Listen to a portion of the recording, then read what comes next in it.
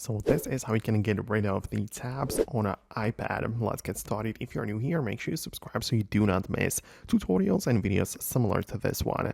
Anyways, there are different types of tabs which you might be referring to. Like, obviously we have the multitasking panel where all of the open apps are visible, and those can naturally be closed away one by one.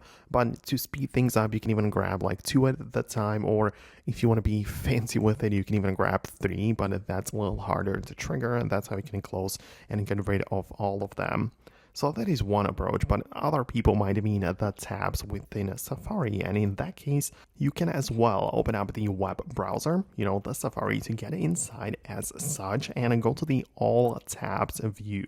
So you get in here and see all of the tabs you have open, and as well, you can either close them and swipe them away one by one, or you have the option to hold down on the blue check mark button in the top right corner, and this is going to give you the ability to close all of them at the same time, right? So this is like a nice quick way to just make them all disappear and start from the scratch, or start fresh.